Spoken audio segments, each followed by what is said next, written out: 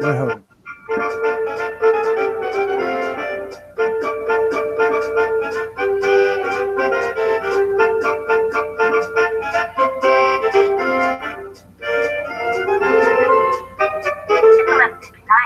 Free America. This is Uncle Sam with music and the truth until dawn. Right now, I've got a few words for some of our brothers and sisters in the occupied zone. The chair is against the wall. The chair is against the wall. John has a long mustache. John has a long mustache. It's 12 o'clock, Americans. Another day closer to victory. And for all of you out there on or behind the lines, this is your song. And welcome, everybody. This is not the Daily Gun Show. This is us filling in for Early Watch while those guys are getting their hosting straight. And we got Tony jumping in from Illinois. We've got a link out to Jimmy here in Arizona, and of course the Early Watch crew, Early Watch Nation. Anyway, it's your show, Tony. Take it away. good morning, people. How the hell is everybody? It's a good day here so far. I should be outside mowing the damn yard. I don't know. There's a better excuse than doing that. It's an excuse to do something better than mowing the lawn, right? Yeah, I know it, but freaking grass is knee deep. Well, on the other hand, do you got one of them mowing or riding lawnmowers where you just get to drive around the whole time? It's broke, so I'm gonna have to use my self-propelled push mower. Ugh. I don't know if I can do it or not, to be honest with you. Yeah, I don't think that's good for you, dude. Tell my Well, uncle. they said I could try it. Oh, all right. I'm surprised. Like I say, I'm always amazed. My first experience with all that stuff was probably mid '80s when my grandpa was one of the first. I don't know, such at the hospital or something. I don't think he was the first ever, but like one of the first at the hospital, and it was definitely a long, long time. And my other grandpa, much later, 20 years later, 30 years later, it was like an overnight thing. So they're definitely getting better at whatever they do, so you don't have to recuperate so long, huh? If they're letting you mow on.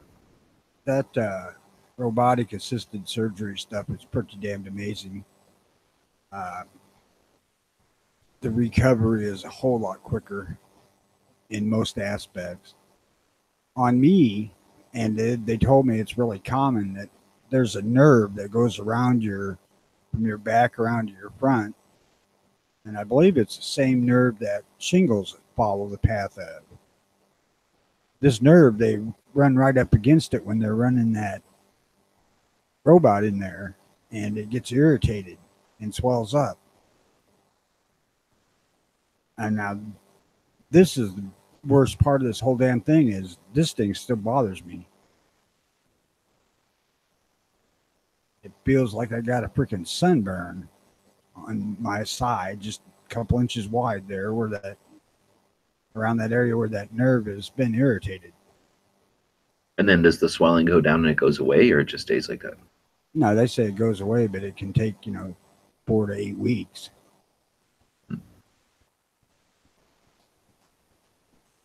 All right, well, the idea is to get your mind off of that stuff, I suppose. They don't tell you all that shit in the brochure. Well, but I guess, again, compared to the alternative, which is razor blades and scalpels and wounds. They also don't mention that they're going to put 5 or 6 holes in you instead of just 2. Because they got to look, right? Yeah, they got robots got to go in with that. They got to see what's going on. They got to have a place to put cameras in. But my wife said that. She said, they didn't say they was going to put that many incisions in you. Told me. Didn't tell me shit. It's not like they sell you on it like, hey, here's the thing. What do you think? It's more like they're saying, here's what we're going to do.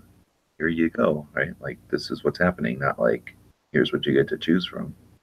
Well, what it is it's the description of it. If they laid everything out, would sound considerably worse than it actually is. And many people would back out. It's why they do what they do. We're going to drill 2 holes for the robot arms and then 3 holes for drainage and eyes and sticking cameras in there. God, I had forgot about that damn drain thing. Man, that fucking hurt.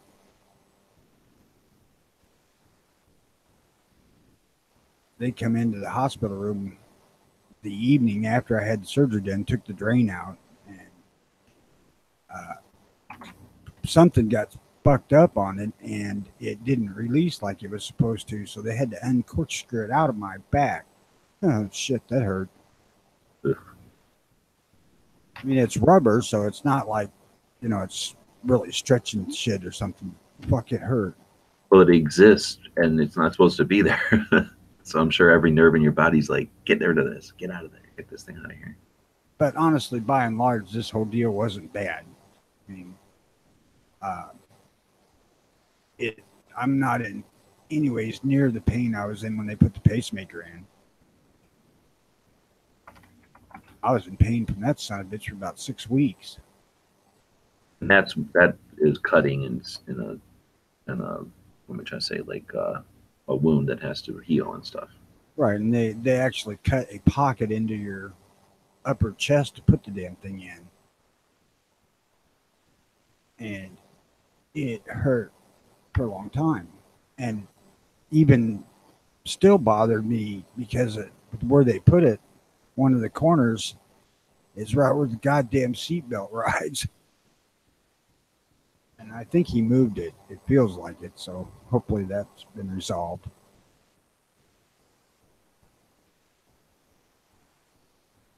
I don't know what the hell I got in mind for today on the show, but I have a question I want to throw out to people. Because yesterday was Conspiracy Theory Thursdays, and I forgot completely about it.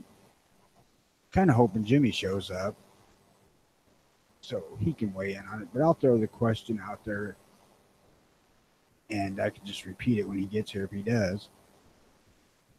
Do you think that it's possible that our government could be letting these fucking people fall through the cracks like the Parkland dude and the dude in Texas in hopes that this kind of shit will happen?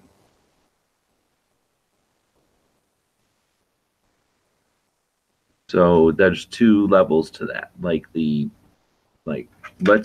know this is gonna happen. So if we just stand here and do nothing, then it'll happen and then we can benefit from it.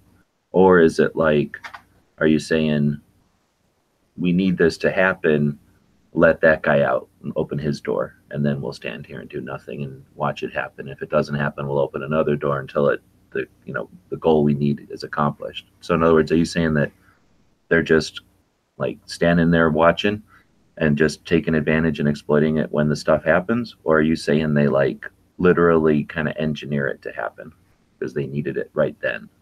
God, I don't want to walk in the door of them literally engineering it. I really don't. I hate the fact that I even would consider that they would let shit slide hoping it happen. But that's where I was going. But you're saying just the idea that by standing there and doing their job poorly, it'll create consequences that then they can exploit to say, we need more money to be able to do our jobs right. Like, I wish we could do our jobs right. We just can't do it because we don't have enough of your resources. Either that or it's more nefarious than that. We need this publicity to turn the tide on the Second Amendment. Well, okay, so if it's like that, I don't think so, because there's too many people. I mean, the only good thing about having a bloated massive bureaucracy, right, is that there's also no way for everyone to be in lockstep. I mean, if we were fascists, I'd be worried about that. Hitler has the fear of death. So you don't listen to Hitler, you don't do what he wants, you're dead. We don't have that. So we have a huge, massive waste of time government. But because at least there's a couple of sides to it, greed from both angles that they're pulling against each other, then at least we have a situation where they're not all going to be on the same side. I think that earlier version of like, well, if I just stand here and do nothing, then something will happen that will give me more money to do something, and I'll just stand here and do nothing again. That I think we got more of, and that's the bad part. When you got just two sides, the one side can be what you fear, like, hey, we need something to happen, let's make it happen now. And the other side, instead of being like, hey, look what they're doing, could be like, well, I'll just stand here and do nothing, and we're both going to win. And that's one click as bad, and not as bad. You know what I mean? It might as well just be as bad, I think, because you can't just stand there being aware of something and act like you didn't have any concept of what was going on. That's wrong. But as far as like somebody who has the power and influence to be able to say, hey, everybody, this is going to happen in Florida because we need XYZ, or even like this is going to happen this month somewhere because of XYZ, make it happen or let it happen or get ready for the exploiting it. I don't see them being that good. If they were that good, wouldn't they be way more subtle? Wouldn't they, if they literally had that kind of reach in the people, and all the people that mattered in the key places, wouldn't it just be a lot more smooth? And all we would be worried about is what the new superhero movie is. I just think if they had the ability to lead us all by a nose, why would they take us over pumps and stuff or let the bumps happen? I think it'd be easier to lead us with just blinders on, because it's a little too dangerous seeming. It's a little bit too happenstance to be like, oh, here's a created problem that we have 100% confidence in what the result's going to be, but just enough to make you think that it's not just all scripted. I don't think it was that, but anyway, that's my take on it. I just hate the fact that we're in a position today where I can think that way. 20 years ago, I'd have never considered my government to be that fucking slimy. Granted, I had thought for all along that they killed Kennedy, but that's a little different than just, setting people out to kill masses of other people just in order to move an agenda. Now, when you get to the let's just open the door on the place that we're supposed to keep people locked up in, prison, whatever, and then, you told us to let them go, or well, that's the only thing we can do is our hands are tied. We can't give up our pensions. We got to let these people go, to save money. I mean, that's, again, maybe one notch less intent, but still is bad, still is malicious. Knowing, something bad's going to result from your actions is still criminal, I would think. I don't think it's as much knowing it's going to happen as thinking it can. Yeah, like allowing it to. Right, exactly. But no, I don't think so, honestly. I mean, I really don't. I mean, as much as there's probably people that would be more than willing to exploit, and they do exploit situations like this, I don't think that every crazy person's out to hurt everybody, and I don't think even the ones that are have the facilities to. I mean, we have too many people, 300 million people. That's just a crazy, crazy, crazy amount of people. I mean, you experienced it driving from where you did to Tulsa and back. I mean, think of all of the human beings you've passed along that way. And that's a, fragment of the country. If you would have made that jaunt across like a New York or a LA, just an amazing amount of human beings in all different kinds of situations and all different kind of motivations and all different kinds of health and all different kinds of mental states. And human beings just aren't that mean to each other. I mean, there's the crazy, crazy, weird ones, and they try really, really hard to make sure we're aware of those. But, I mean, if something happened every single day in this country, then that means that it would happen 6 times a year in each state, and it means that it would affect, just a tiny, tiny percentage, not even a percent really. It would be so many zeros behind that point in the percent that it's crazy how little it would be. But if they were to focus a camera on every single day when it happened, they could let the perception out there that it's a huge consequence. I mean, we're seeing that. So that's my fear, is that they're not necessarily people in positions of power that are engineering it or even snoozing at the gates or something, or intentionally or not sleeping at the wheel. I think it's more of a perception thing, where and that's everything I work on is to get away from that. But that whole idea that if the few have the ability to disseminate information, then if they have an agenda, they can determine what information they disseminate and how and to whom and to what words they use and who they hire to do it and what their motivations are. And I think that's more of a danger than the actual human beings. Because I think if you let every human being in the United States at least go without any laws at all, it'd be exactly the same as yesterday. I don't think we have any motivation to hurt each other, and the laws are preventing it. I think we're all sitting around being chill and laws just are there for, keeping rules, keeping track of things. Like when someone does accidentally smash into your yard, there's a structure so that you can pay it back. I don't know what I believe anymore, to be honest with you. I don't think it's logistically possible for what I initially suggested to happen. I got to throw that out there. But the thing that bugged me so much was that I could actually think that there was some feasibility. I distrust our government that much nowadays. Well, I mean, I don't distrust the government. You don't like the people in it. But I think that, again, if it was a true dictatorship or a true totalitarianism or true fascism or any of those, true socialism, it would seem blissful. Everyone would be either duped or happy, and we wouldn't question. But the fact that we can question, the fact that we've got individuals with their own self-motivation, their own self-interest out there discovering and reporting, we can confidently know that we're getting, at least information from each of these people, assumingly accurate. And again, that we can have a discussion. That's where I think it shows that the system's working. But I'd be super skeptical if everything just worked. Even if it was like 1950s semi, that would have been kind of scary times too, when everybody was just in the kind of nuclear family and everybody kind of, was trying to go towards that similarity. And, the perception that everything was just fine. That was a propaganda thing to try to keep people motivated to not, stew on the Cold War, I suspect. But, if it's too easygoing, that's when I'd be super worried. Yeah, I suppose you're right. I don't know what the 50s were, but I know in the 60s, at least what I can remember of them, there wasn't any real fear of Cold War shit here. I mean, life just was life. I know we had tornado drills in school as opposed to having nuclear attack drills, which were the same damn thing from what I could see, duck and cover. But they never said it was a nuclear bomb type drill. It was tornado drills here because we do have them. Oh, yeah, that's true.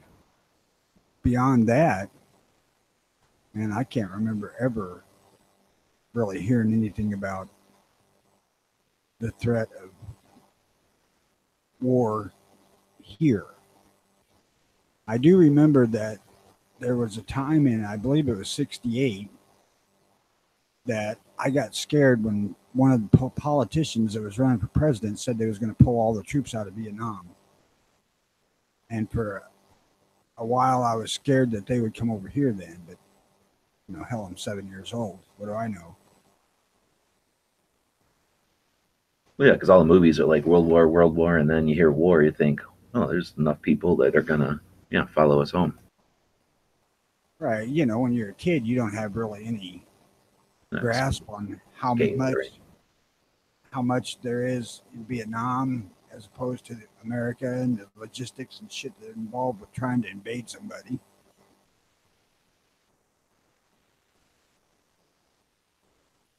That's why people mention the troops in China. I always say, look, they may have that billion troops, but how the fuck they get them here?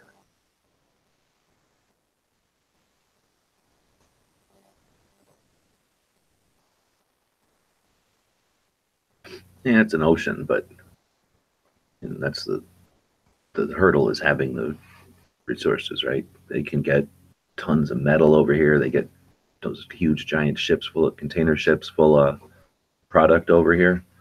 If they were to take a couple of them container ships or the containers and turn them into, basically troop transports, they don't care about their troops, so stack them up into giant, container vessels and drag them over here. And before you know it, they're distributed across the country, and then boom, they open the doors, and there's, instead of being a bunch of ho-hos and little crap made out of tinfoil. It's a bunch of troops.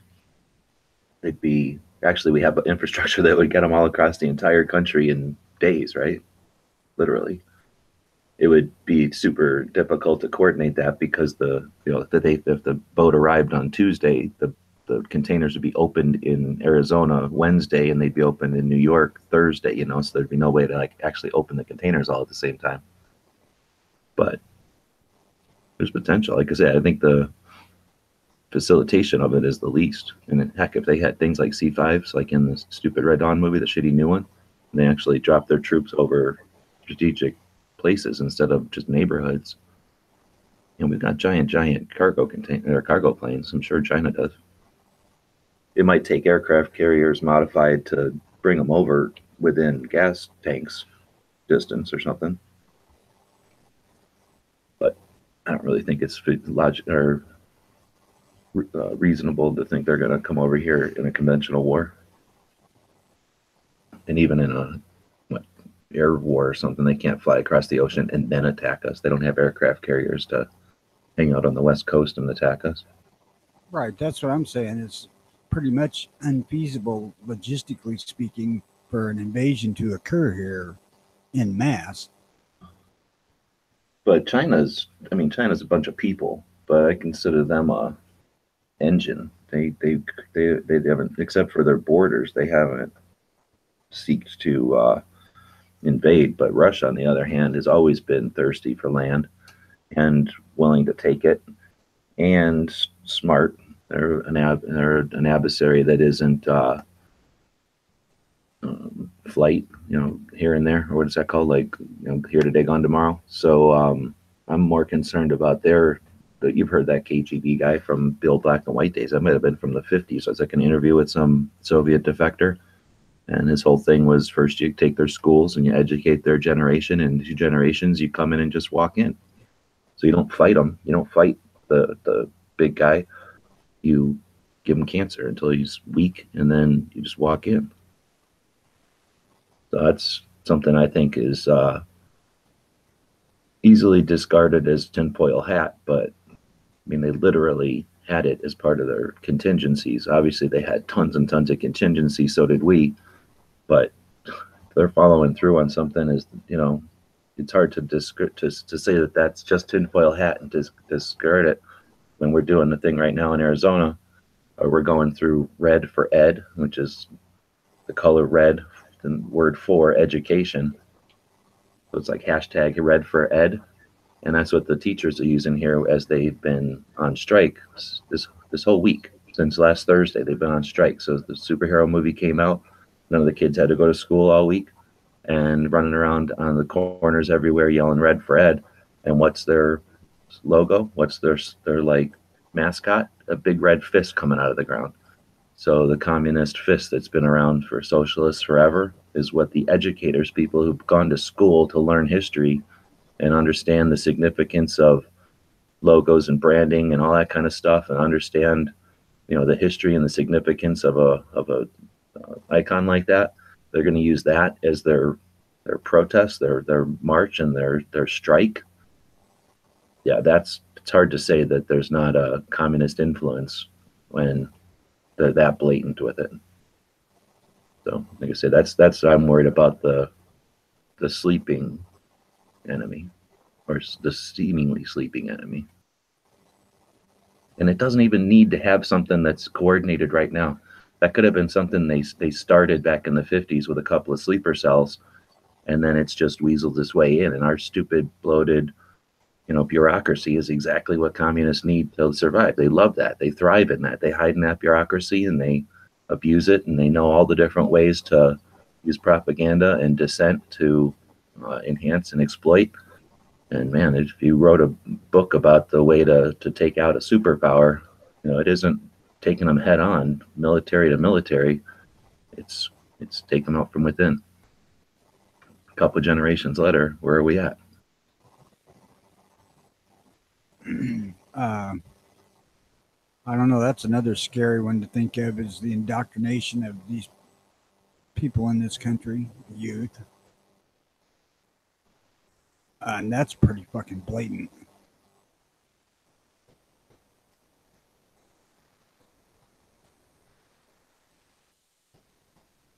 See, Dan was saying in the late 60s, our family drove by Nike silos. I think he meant Nuke. Every month, and I asked, No, Nikes. In Illinois, we had Nikes that were about the size of a golf course, about half the size of a golf course, and it would be little missiles, size of a tanker truck, so not as big as an intercontinental ballistic. And they'd shoot out. They're bigger than what can be on a vehicle, though. They'd have little silos, and you'd have like dozens of them around the perimeter of the country and around every big city. And the idea was to intercept nukes as they came down. Those were Nike bases. I never heard of that. Nikes, yeah, they're. I think now we use. Oh, what's the name of them? There's anyway, yeah, they were for a while there. They were our anti-nuke measure. Super expensive to keep missiles ready to go 24/7, 365. So we quit doing it.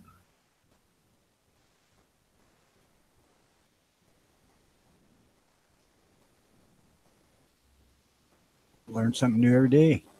And I imagine the gold ball was probably a big radar dish, the golf ball radar dishes that they use so they don't get blown over, probably. Good morning, all. Can you hear me? Yeah. Morning, Okay. Dan. Yeah, I was just listening. I was trying to get some laundry going and some stuff like that. And I think, Tony, although you and I are almost the exact same age, I think we grew up with two different experiences because of where we grew up. I grew up in the northwest suburbs of Chicago, and my aunt and uncle and their kids lived in Rolling Meadows. And I put this in the chat over on Gun Channels. But we went to visit them every month, and we drove by what I didn't know what they were called then, but I asked because I was a kid, because there were these giant-looking golf balls sitting on these what looked like water towers, and there were probably 8 to 10 of them, just as a guess as a kid. And I asked what they were, and my parents, told me, oh, those are the nuclear missile deterrents. I said, for what? And they said, well, if there's bombs coming towards us, that's what will protect us. That's what they'll try to protect us with. And that was 67, 68. That was my first introduction. And because we went by there every single month, and they were so bizarre looking, it was very fascinating to me as a kid to look at this unusual shaped building, and then these new words and concepts that I was being introduced with. And then I believe it was 1968, although it may have been 72. I distinctly remember the commercial that's been gone viral, even though there was no internet back then, but it has now, of that countdown in the presidential election. They do a countdown, and there's a little girl blowing on a weed, kind of blowing the seeds away, and it's a countdown to a nuclear war. Like a dandelion. Yes, I remember that very vividly. As a kid. And then, going forward from that time and point is when I was in high school. It was also true when I was in junior high, except that they treated us differently in junior high. Is most of my teachers, not all of them, were children of the 60s. So being so, the idea of what is nuclear war, what it means if it were to happen, came across very clearly when I was in high school. And then what doubled down on that is when I got to college, I had numerous professors that were of the mindset of do what you want because we're all going to be dead anyway. And although it's unbelievably negative, but if it's potentially true, that doesn't make it wrong. But I grew up, I guess, in a different situation than maybe Tony did, or maybe I was exposed to things at a different age. I never had any kind of real fear of nuclear war. We're getting that echoed in. Not in the radar at all here. Right. And I think that's a good example of where you grew up, not just when you grew up, has a major impact on your perception of the outside world. Just like today, if you grow up in the hood, think of how much that different that's going to change your perception of the world. versus if you grow up in white utopia.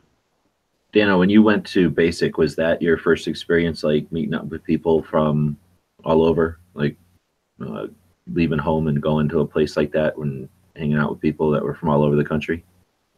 Yes.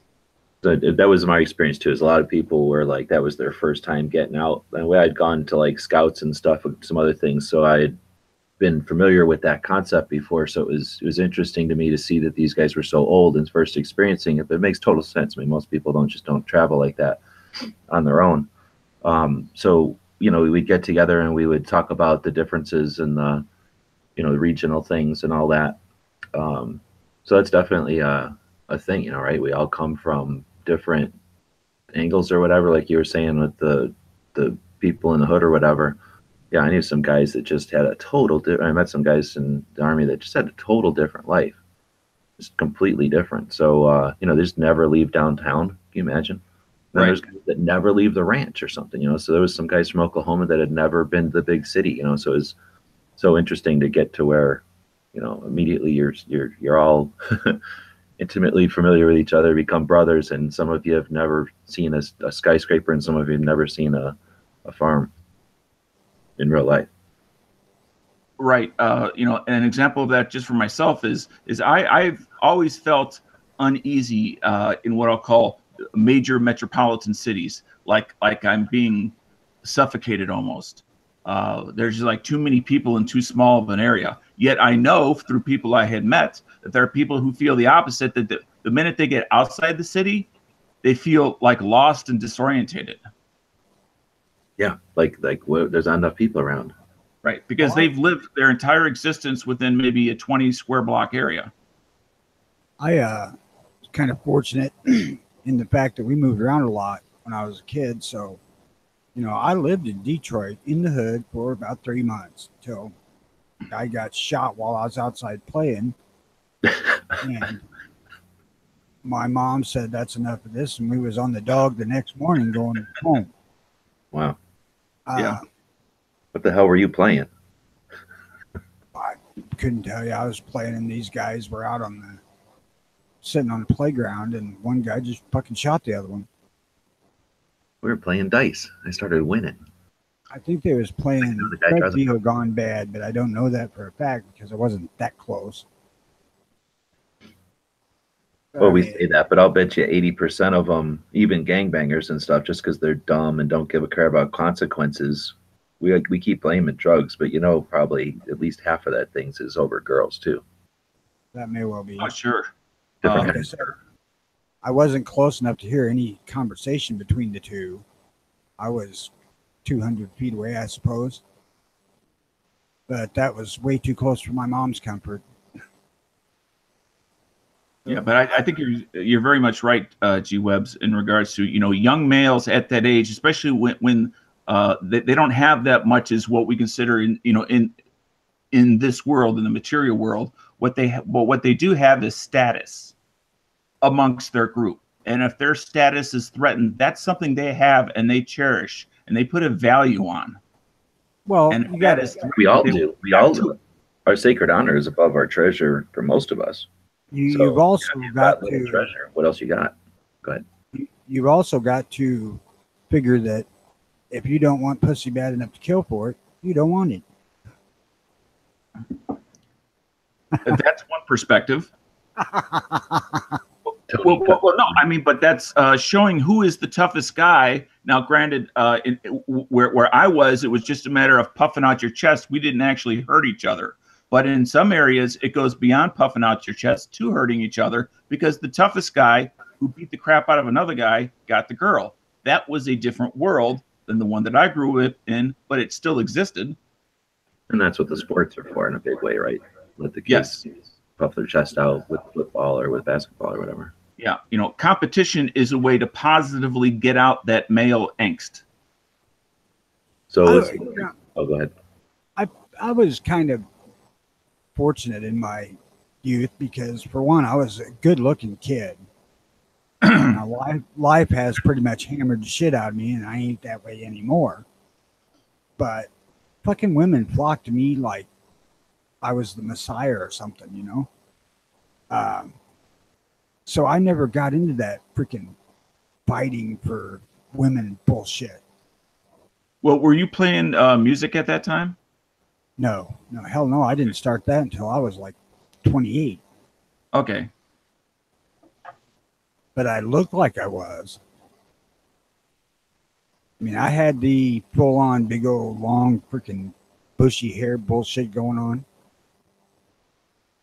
Yeah, and especially in the early 70s, that that was really a big deal.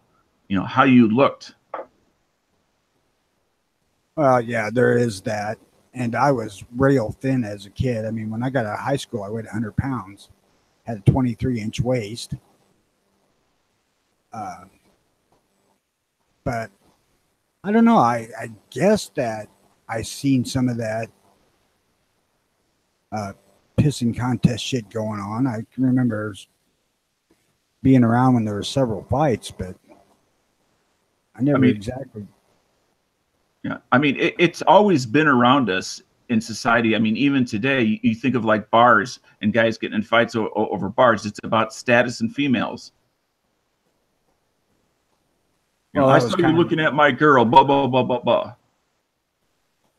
That's kind of, yeah. Now, wait a minute. I did get decked in the beak for one guy's girlfriend wanting to go with me. So, yeah, I guess I have experienced some of that. But that's something that never goes away. I think that's it expresses itself in different ways and to different degrees, but it's always been around since there's been males and female humans. Right. Yeah. And I love some of this interaction I see out of the grandkids now, because, they're young and you get to look at how they interact about things and think about when you were a kid. And you think, God damn, you guys got a lot of shit to learn.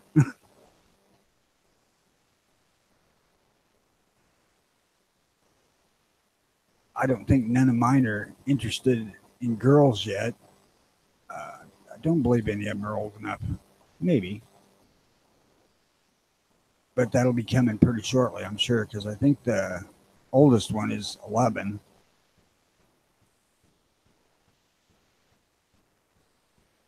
But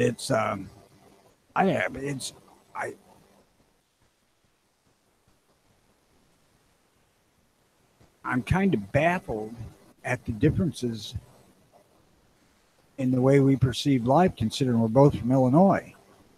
Right.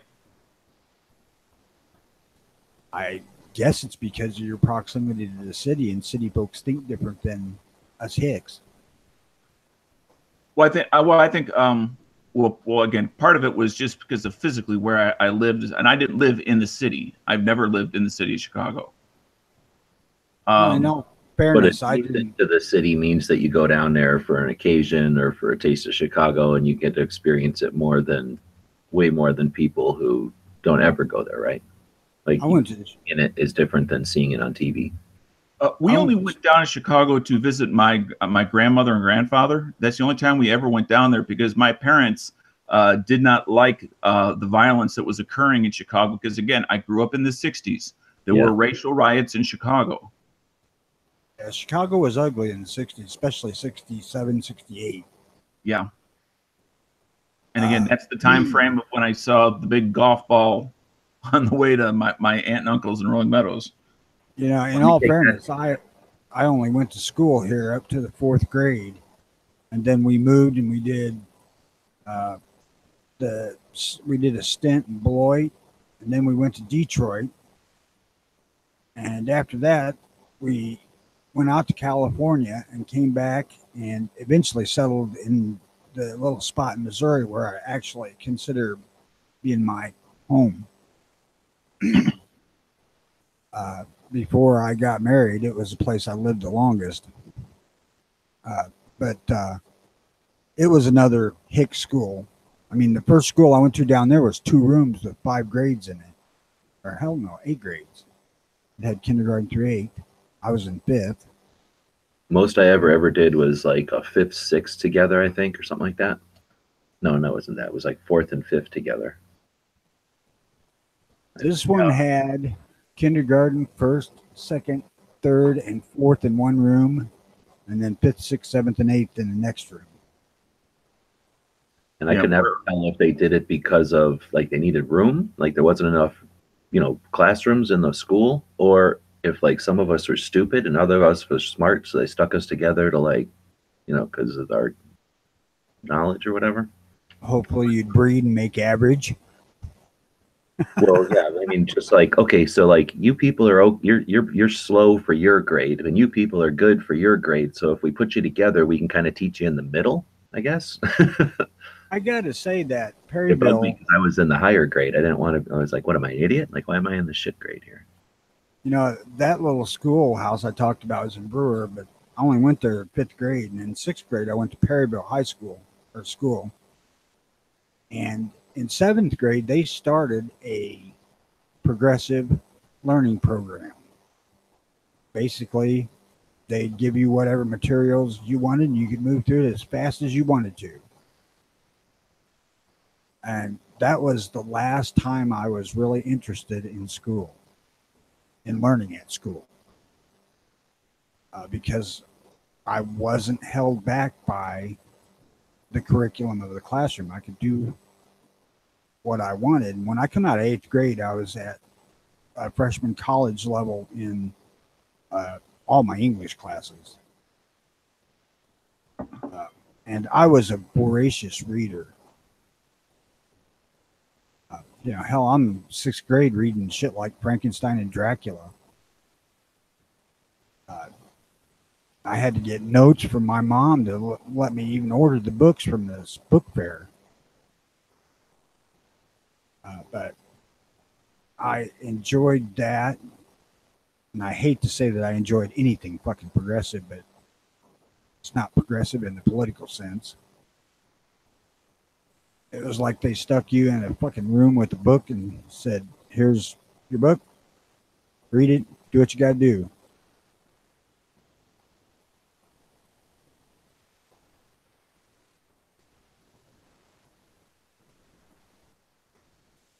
All right, well, so we got a break. I'm gonna go over to Nikes again. So I started looking at them. Mm-hmm. So Tony, can you see the screen? Hang on a second. They're No, like I I say, can't. they're about the size of a gasoline truck. They're not that big as far as missiles go. So they had a couple of different facilities, it looks like. And I started looking to see those golf balls Dan was talking about, because pretty much I've only ever seen them like this, like after they've been demolished for years and years. Son So of a bitch, I think I remember seeing them around Braidwood. I haven't seen a map of them. I didn't look for a map because I was looking at the facility, because I remember them being like golf courses when I was a kid or whatever. They were all golf courses. Yeah, but many, in fact, the one in Rolling Meadows part of it was converted to a golf course, part of it to housing, and then a small part of it was turned over to the Illinois National Guard. Reserves. So my unit was there. So we went into facilities like this, and that was the, what do you call it? The radar the installation. headquarters. Those are Doppler. Well, that's the headquarters. These buildings were like the headquarters, and then those are those golf balls you're talking about. And then but the thing is, the launch facility looked like this, and I had no idea that they were this deep. They had a battery under the ground, and then they would go up to this loading thing, and that door that guy was standing on in that other picture, they would come out to that platform and then look like this if they wanted to stick them all up in the air to make Russia get mad at them or whatever. And I guess to shoot them. I don't know. I don't think they'd ever bring 4 of them up there. But I had no idea that it was such a large underground facility. But they looked like this. So your control center would be way over here, and then your launch facility would be over there. That makes sense. So in case it blew up, it didn't kill everybody. And then looks like there's a couple of different versions of it, and that's what that elevator looked like. Mm-hmm. Nice little tiny missile. But I guess I'm wrong too, because from what I understand from looking at some of these pictures, they were for shooting down bombers, not nukes. So when missiles, nuclear bombers would come over, these things would shoot them down. Oh, right. That's what I meant. That's not what I said. But yeah, well, I was thinking. I always thought I always thought intercontinental ballistic missiles, but we have something else, I guess, to go after that. So that's what the facility would kind of look like. Kind of neat. Those dimpled balls are Doppler radar. Yeah, well, okay, so that's what they'd use to see the it's coming. It looks like we had them all over the damn place. Pretty much around every big city, I guess. And then for some reason in Louisiana. Right. I'm not certain how much of a range they got, but they're meant to be line of sight, I think. They're not very big. Right. Right. They're meant to be low level radar. I'm guessing that's why some of those were on those platforms to get up over the trees, right? Because they weren't like this. They're just like little platforms.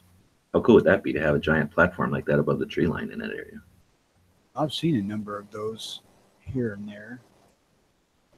I really want you got a picture somewhere of where there was like one bigger one and then a bunch of smaller ones. The old picture where they were actually alive. Somewhere in there. Click on your picture here. Yeah, right, like right there. You see that bigger one there? Yeah. I never saw those smaller ones. What I could see was probably about a handful of those larger ones. Well, you were probably on the street looking up too. These might have been off, where you can't see them so much. Right. They may have been, and yes, there may have. I'm just saying what I could see from the street as we were driving by. But from what I'm looking at, they are definitely not the same. Pretty much every one of these pictures, the layout's a little different, the arrangement's a little different. They all have the same elements, but they probably were made geographically or, with something like different each place. Let's look at this one. It looks bigger. This was in California. Yeah, and I suppose since they were all built at a similar time, but not the exact same time. So, I mean, technology is constantly changing. So some were probably more capable than others. And yeah, and what they were around, like in Chicago, when you look at that map, like there was probably a lot more in Chicago. So they might have had different types of facilities, Right. Underneath, though, it looks like some of them were even above ground, like this fucker, just sitting out there in a shack. I guess it was too hard to, or maybe because of water, huh? These were in Florida, so maybe in Florida you can't really dig a hole because of water. Well, I wonder if that's a museum picture. What? I wonder if that's a museum picture. Oh no, it is. This is a guy who bought this one, but I'm saying the reason they built that building, it looks like, is to have their battery above ground. I don't know. Maybe not. Maybe that's just a battery or a building that they would fix them in or something. I mean, because without a hardened silo, wouldn't take much to take them out. Yeah, but it's Florida. We're basically dangling them out there at Cuba anyway. Look at this. Giant posts and then little tiny golf balls. It's like little over-engineering there, guys. Maybe. Yeah. Well, and that's another example of, right there, Chicago's. The tower was built under one when one technology was prominent, and yet as it moved along, they didn't need as big of a dish, so they changed to a different type of radar type. But they kept the tower because it still got them up and off the ground. Yeah, you're right. That tower may have ICBM in it. It's a launch tube. Yeah. That'd be pretty smart. That'd be pretty cool. There was a surprising amount of military presence in and about Chicago. Oh yeah. I mean, you certainly would not expect there to be a fucking naval base there, but there is. Well, that's where the Navy goes to basic training, right? Yeah, right. Great Lakes. Yeah, on Lake Michigan.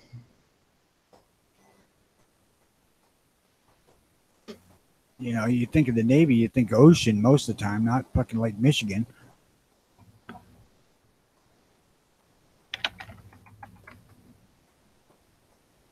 But there was also the munitions outfit up there, which was, I think, also called Great Lakes.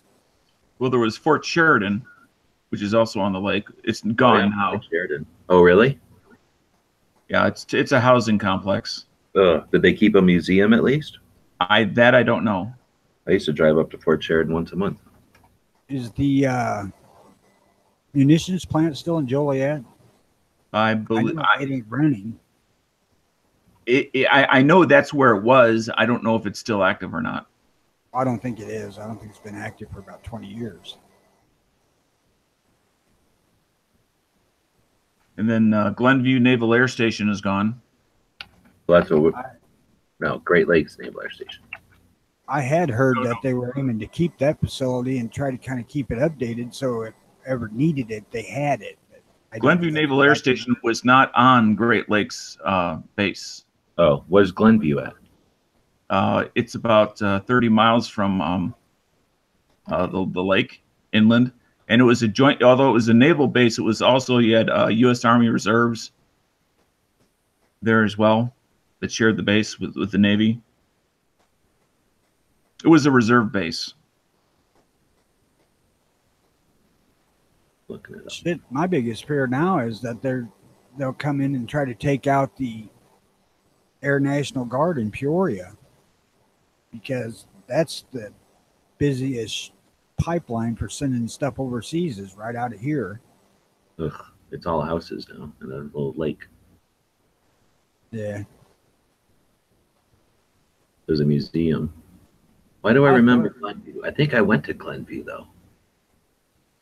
I'd thought about trying to get a hold of the National Guard Armory building here because they were pretty much willing to give son of a bitch away. Oh, I know. The city didn't want it. And I thought, God damn, if I had any idea that I could afford to keep that son of a bitch up, I'd buy it just to have the shooting range in the basement.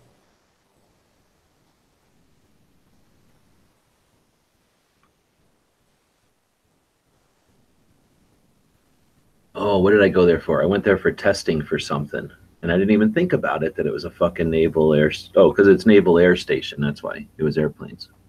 Right. But yeah, I had to go in there. Now that I'm looking at that building / control tower, I went there for some sort of fucking testing.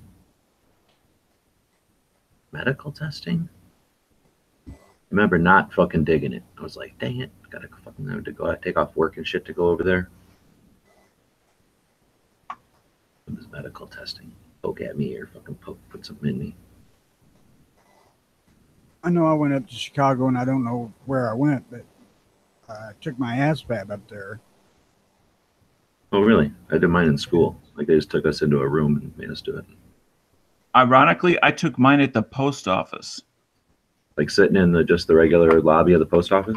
It was me and like 15 plus other people in the basement of the post office with a proctor. Oh, like they have a room for meetings or something? Yeah. Huh. That sucks. You have to do that after school then. And same with you, Tony. You have to like go somewhere and do it on your own time. I got to do it during school, like miss classes and shit. Oh, I was out of school. Oh, I had to do it when I was. I guess you do it when you're. Well, what are you? That must have been when I was a sophomore. You got to figure that the year I turned 18 was the first year you had to register for the draft. And that's when they brought So that if back. you have to register, do you have to take the ASVAB? Is that what it is? No. I don't know. No, you don't have to take it. I was trying to get into the Air Forces. Oh, do you I request to take it then? Yeah. Oh, okay. So maybe that's why they just did it like at some certain time at school there. I had the aptitude to become a pilot, but they kicked me on account of my heart. And it pissed me off, and I didn't go to my freaking doctor to get an excuse. I'm like, fuck it. You just cared too much? They were like, this guy cares too much. We're not going to make him a pilot. They need to not care about who they're dropping bombs on. No, the fact that I had pulmonary stenosis from birth. I just thought it was because how much love you have to give. No, I don't have any. From all those chicks. They took all his love away. I said they like flocked judging around on me, the not physical fucked side of around your me. heart. You should have way more love, but it's all been sapped somehow. And that's why he's a crabby bastard today. I am not a crabby bastard. I only play one on the internet. For fuck's sake, Dano, you see me in person more than anybody else in gun channels. Maybe.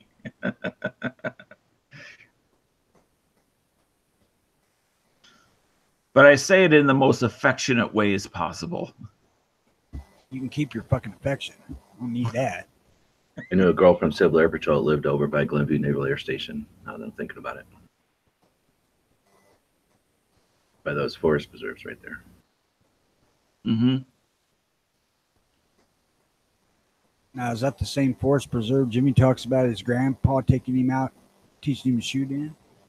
Nah, probably not. Look at Illinois or look at Chicago area and forest preserves. All those green things are forest preserves. Yeah. It's amazing how many there are. There's a shit ton, and some of them are huge. Like, I don't know how this one is. It's huge. I mean, that's big. That's as big as, like, that's a whole town right there, and that's a whole forest preserve as big as it. Yep. Here's another one bigger than it. And then up here, there was some big ones. And this is not, this mall here was like, I mean, that's not Mall of America size, but it was the biggest mall in the country until Mall of America came around, right? Or am I crazy? Yes. If you go like 3 blocks left of Next there, to it. 2 blocks, that's where I stayed both times. I went to Chicago last time I was there, right inside of Schaumburg. Oh, right on. So you know what we're talking about. There's this big mall. I mean, it's not that big. It didn't seem that big, but there's this. No, it was at the time. It was freaking huge because it was the largest in the United States. Okay, well then. I mean, then everything is by comparison. I guess that's true. Like you say, like it's whatever you're used to. So then what I was getting at is there's this giant forest reserve next door that's literally bigger than some of the suburbs. Like it's a huge forest reserve with lakes in it and shit. There's a lake in there bigger than the damn mall. And what's great about Bussy Woods right there that you're looking at is there's actually a herd of elk in there that are fenced in because it's on the border of Elk Grove. Oh, so right on 72 and Arlington Heights Road. At that intersection on the forest on the northwest side is where the pen is. Yeah. Yep. That's it. And that's where you go hunting, you bastards. You just hang out in this little strip here and shoot at them when they're all fenced in. That's how you hunters act. That's how you hunters behave. Put the tip of the barrel right through the chain link fence, and then you just kind of like randomly fire. I wonder if you can see them from space. Do they just bring them out, or are they there all the time? They're there all the time, but the fence also goes back into the trees, so they're not like stuck outside all the time. Oh, okay, so they could be hanging out. Look at this. Half the map is from summer or something, and the other half is from winter. Yeah, that is kind of weird looking. Kind of neat. Or else you've got a really, really creepy situation going on in Illinois. Get the hell out of there. If you live anywhere south of this line, get the hell out of there now. Yeah. Well, the south That line is looks creepy. normal. What is up with that? That's just that satellite image is like 6 months different than this satellite image, so it's winter. Hey, Lou Malnati's Pizza. Did you see that? No, where is it? Further down on Higgins, towards Chicago. Oh, you scrolled out. Scroll back in. Oh, There yeah. it is. I don't think I've ever been to that one. Yeah, So I heard here, about that one there. Where we're looking at right here, Big Gunner 81 was from like this area. Okay, so Arlington Heights, Elk Grove, Des Plaines.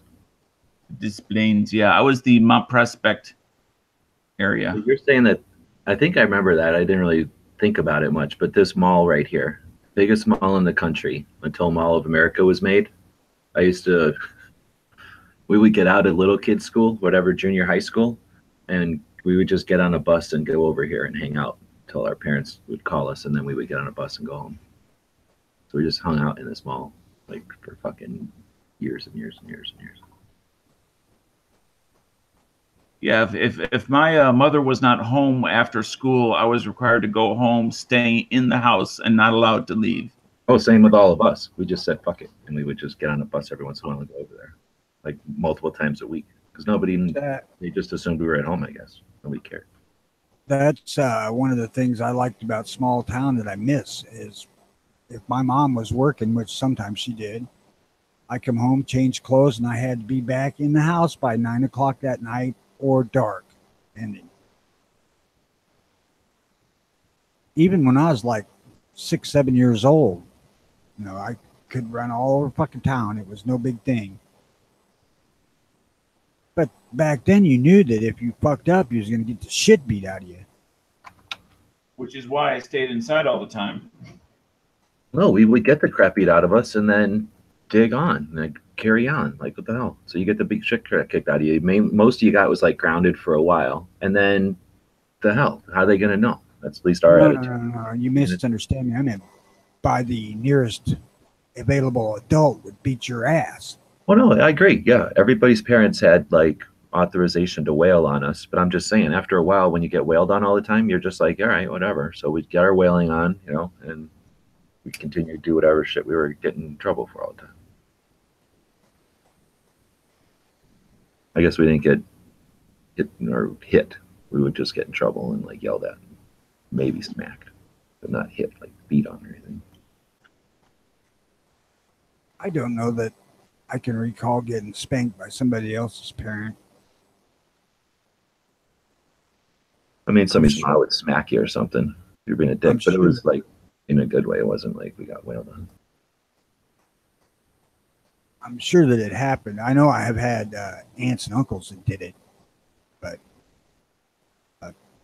that's just the fucking way society was then. I mean, whatever kid you was around, you were their parent. If you were the parent of the kids that lived at your house, those that visited, you were the parents of them too when they were there. Yankee talks about it. We were in his chat last night. He's talking about it that his kid has a friend whose parents don't pay that much attention to him, so they end up, you know, taking care of the kid and feeding it all the time. There was definitely things like that going on all the time too. There was like kids that their parents didn't care one way or the other where they were, so they would just hang out at people's houses a lot. But you know, but then there's also people who have their kids on remote control parenting devices who put 60-inch TV screens in each of their kids' bedrooms with gaming controllers. Well, I think you have to kind of loosen the reins and let your kids make some mistakes and get in a little trouble. Exactly. And you know, so you have to kind of give them some sort of freedom, like enough rope to hang themselves. Well, yeah. When I was a kid, we had one kid on the block who their parents wouldn't let him out, him and his sister. And it took them forever. And when they were really awkward, like later on, like even though they didn't go to homeschooling or anything, they were like, you probably figure a homeschooler. Like they just were awkward and didn't really, I don't know, never really. No social skills. Fewer. I mean, they went to school and everything, but yeah, much, much fewer. And then they were just around each other all the time. They were just, yeah, so much of their own influence. I mean, he was really smart and he was like, he read all the time and he was, he was a good kid or whatever, but he wasn't like creepy or weird or nothing. It's just like you're saying, maybe the social skills were like at 50% instead of like 100, and you could just tell. And I don't know if they even knew. That's the weird part. They just sort of were like, oh yeah. Well, I'm sure they knew they felt uncomfortable in groups of people they didn't know. That's what I mean. That's, I guess, what I was trying to say is they would get out there and do stuff. It's just that they weren't good at it. Like they were, you know, weren't experienced at it. So they'd be off every once in a while, but they were still trying and doing it. They weren't, like I say, they weren't like shy and awkward or anything like that. Oh, okay. They just weren't as familiar. So it was just kind of interesting. So when it came to kick the can, they sucked. Well, I don't know. I'm trying to think now. Mostly, I guess it would have, at the age I'm talking about or thinking about, it was like playing stuff. Like, so we would all be playing Star Wars, and then we all moved to G.I. Joes at some point. And then, you know, that guy would still be playing Star Wars. Like, you know, it's just, and then, or, you know, whatever. I don't know. I'm trying to remember. That was a long time ago.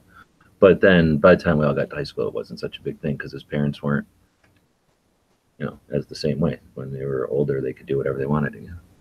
I don't know. Like I say, we lived in a time where our parents didn't get home from work until they got home from work. And we got out of school, what, like 4 or 5 hours earlier than that? We had all the time in the world. We had like our whole entire day was like, I don't remember school. I only remember the shit after school. And it was always like having adventures and doing stuff. I don't think kids do any of that stuff anymore. So I was just fixing to say, I certainly miss the small town America in the 60s and 70s aspect of this country, because it was a fucking world different than it is today. I mean, you did not have any fucking worries about people snatching fucking kids and shit like that. It just didn't happen, or you never heard about it happening. Again, maybe two different worlds here. It did happen, and I remember very clearly. There was I don't know specifically what happened, but when I was in elementary school, we had and they did it by grades, a meeting about stranger danger and people coming up in vans. offering candy or little puppy dogs and things like that, or the trench coat thing. And so I think it was very much dependent on where you lived and if they were willing or felt comfortable letting kids know about there's danger out there. It's not all roses and unicorns. Hence why I prefaced that with small town America. Well, small towns, and we knew about that, but it also didn't stop us from doing nothing, and it certainly didn't give our parents any reason to make us stay, except for that one kid. Like, nobody stayed home. Everybody was out. Right. We didn't stay in because of that. It was just an awareness issue. We were aware of it, but I don't know. I mean, I guess it had to be a thing. You're right. And how the hell would anybody know? Honestly, back in the olden days, yeah, it's horrible to think what fuckers could have done. But pedophilia has always existed. Right, but I was going to say the same thing with like trick or treat candy or whatever. Like the whole idea of razor blades. Like if we're saying now that if you go back and look that up, like that never even actually happened. That was just a perception thing, and people were overly concerned just to have something to be overly concerned about. And again, I think a lot of media influence. Hey, let's talk about the risks of Halloween instead of something fun. But I never understood how many people wasted giving apples away since nobody would eat them ever. I think that's what it was. It's like the apple industry is like, well, the apple industry is probably all about those apples, but I mean, because it's like, why take the chance? But who the hell wants one of those apples? Yeah. And then it's like, thanks for giving me something that's gross and I can't even put in my bag of candy here. If it was 1840, apples would have been a big deal. Exactly. If I drove over here on my fucking horse and it was like 10 minutes to the next thing, and I'd eat this apple on the way to the next thing, maybe. Oh, thanks, mister. You guys were talking about doing stuff after school, and I was flashing back to my olden days. Kind of shit we would do after school. This was in junior high again, when we were like entrepreneurial, I guess. We were, for a while there, we were going over to the, whatever the big box store was, the warehouse store, and we would buy candy and gum, like Bubblicious, and I forget the candy, like Pixie Sticks, and we would buy this bulk candy, and then we would go to school and then sell it. And in fact, I even got suspended for doing it. And then, because we were making good money, and I got suspended for doing it. My parents were like, quit it. And I was like, yep. And I kept doing it because I was making good money. And then I ended up meeting a guy one time who was like, why are you buying all this candy? Because I was a little kid, right? And he figured I was running a store or something. Right. And I was in junior high, however old that is. And we'd like ride our bikes over there. And then anyway, so I talked to this guy, and then he's like, hey, can you get us an employee discount? So then I started getting the candy and employee discount. And then that eventually led to us having him buy us beer. Oh my God. God damn. Candy pusher. But that's the kind of shit we would like be plotting our business and then go to school. And we had like these cigar boxes full of cash in our backpacks. And then we'd be getting in trouble. Like, how come you didn't do this assignment? I don't know. What's in your backpack? Oh, I don't know. It was all gummy. You know, back in the day, I can't remember money being an issue that I ever thought about until I owned a mini bike where I had to buy my own gasoline, but that still wasn't anything. I mean, a couple bucks, I could ride it for a week, all I wanted. For me, it was camping gear. I would go down to the mall and look at the camping gear, like new first aid kits, like the soft first aid kits. They would unzip them and they'd come out, have all your kit in there that was like new, making sure that the nylon was brand new. I wanted to buy climbing gear. Prepper? No, just the backpacking, like going up and backpacking with lightweight shit, metal box versus a nylon one. So I guess more the nut and fancy vibe. And then I wanted to buy rappelling gear and shit. And I didn't want to make a Swiss seat. I wanted like an actual rappelling thing. So that's the kind of shit I was saving for. I think our biggest activity when I was like junior high age was exploring the country on bicycles. Yeah, when I was in Scouts, I knew. So I think I was lucky because I was in Scouts. Like when I was a little kid, 6th grade kind of kid, all the Scouts, all the rest of my troop was like in high school, and they were all into bicycling. That was like the end of the 70s when that was cool or something. And they would go on like, I don't know, 40, 50 mile trips and stuff. To us, that was like, wow. So I could never get into it. Couldn't bring enough shit on a bike. I mean, hell, we would take off and ride probably, and I may be exaggerating due to memory, but 10, 15 miles in a day on a one-speed little 20-inch tired bicycle. And there'd be 4 or 5 of us together going, looking at shit. Backpacks and shit, or just going crazy? No. Nothing. Just riding the bikes, occasionally carrying a soda or something to drink, but more often than not taking anything. Wow. I mean, it was a 5-mile ride to the swimming hole, and we did that on the hot days. We did that a couple times a day because we'd all have to go home for dinner. You know, that was one of the things. You had to be at somebody's fucking house for dinner. That's a good point. You didn't always have to be home for dinner. You just had to be someplace for dinner, as long as you could call in, or if they, well, they wouldn't really call, but you, and I guess I didn't always call back, but as long as you ate, that's what was mattered. That was what mattered. Right, yeah, and you know, like I said, you know, there was times when my mom worked in the little town we lived in. There was just one little gas station bar, and my mom worked there in the evenings. So, you know, I would just basically go from house to house with my friends, mooching dinner. But that was about it. You know, you had to check in at dinner time, and then, you know, whatever time I'm supposed to be home, which I think it was 9 o'clock up until I was 16. Then when I got my driver's license, I had to go to school. That was it. That was the only freaking stipulation. I could be gone all fucking night, but I better not miss school the next day.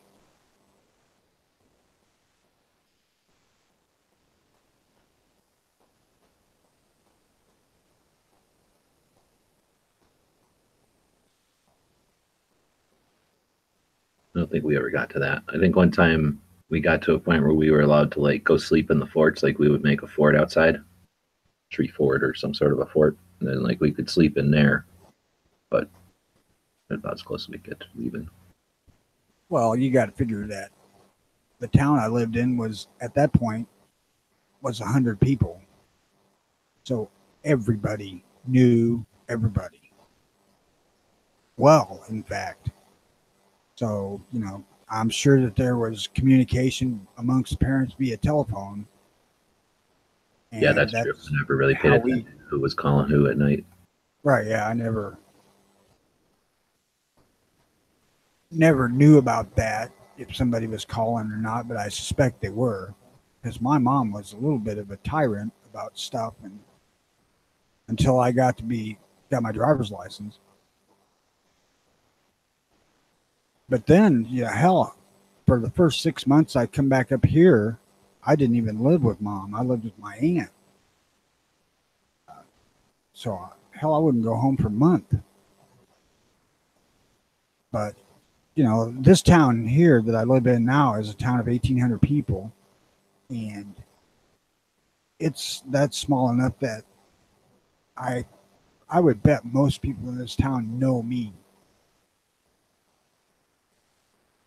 Even now that I'm somewhat antisocial, you know, I don't get out and mingle anymore because frankly, I don't want to stand up that long. You know, I don't go to bars because they suck. But I can never envision myself living in a fucking city. Because I've lived in cities a couple of times and I hated it. Detroit sucked. Beloit sucked. Of course, Beloit sucked because they fucking got so much goddamn snow.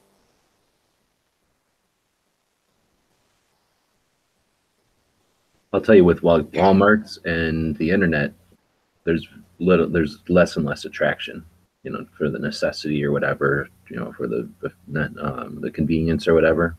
That's all disappearing. Yeah, that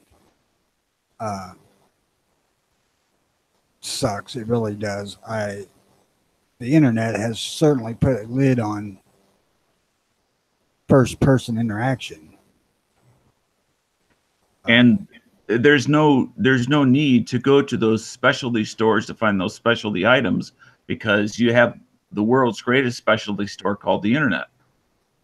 Well, but that's the thing. You are going to those specialty stores potentially, just that now you don't have to physically go there. They can just get it over to you.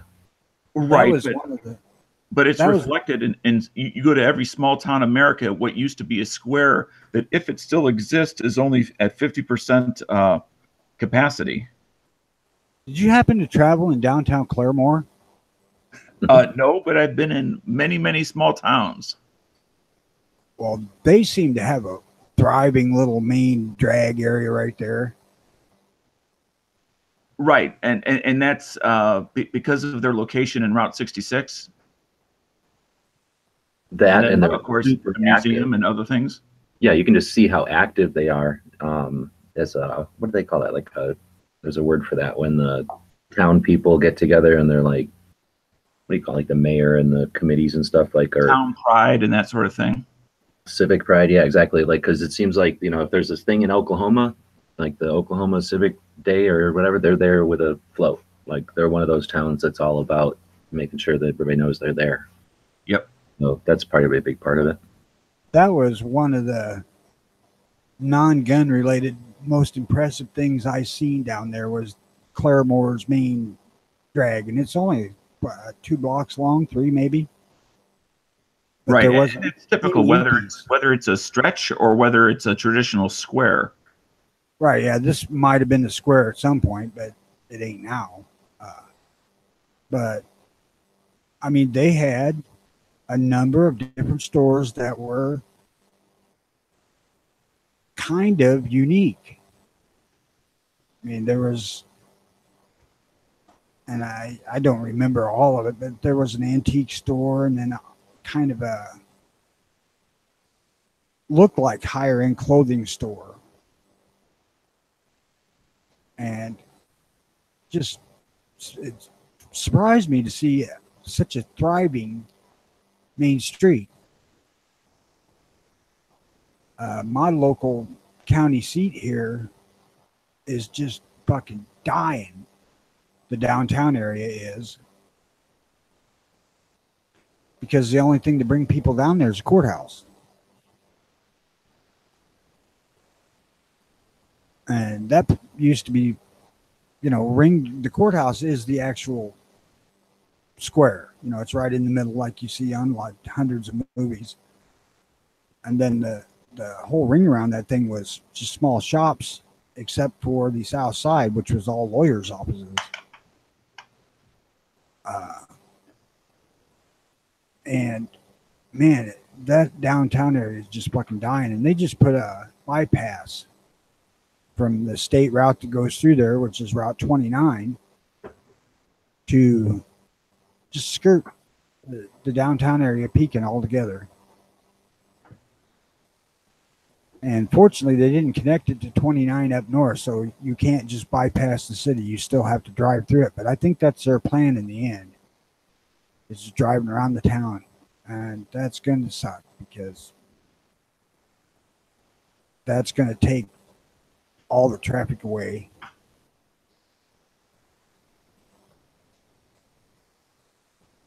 It's like our town tries to put on different events for raising tourism, and I'm like up there at the council saying, aside from the old houses, we don't really have anything to draw people here. There's just nothing here. Right. Many a small town has gone beyond the point of coming back, and is just, if they put any money into it, it's just a waste of money because it's too far gone. We had a lady who is a pretty prominent cattle farmer, and I don't know if you're familiar with R.A. Cullinan, but they were an outfit that does a lot of road work in the state. And she's a daughter of that family, and she's loaded. She come in here and she bought about a little more than half a block's worth of buildings on our main street. She put in a bar and a diner and a liquor distillery for her son, who never opened it because he took off before it got done. And she just had to close all her stuff down because she couldn't make it. Right. And typically it's there's a couple of causes. One is what I'll call the Walmart effect that has killed small town America. And the other is that the societal change of people willing to drive to go to what I'll call the local big city, to go to the big box places rather than buy local because it's a quarter more locally. And I'm not saying right or wrong. I'm just saying that is the other thing that has killed small town businesses. Retail. Yeah. Yeah, our grocery store burnt down and it just wasn't worth building it back up. Oh, yeah. And that's because they can't stock the stuff and even come close to competing with Walmart, which is 15 minutes away. Yep.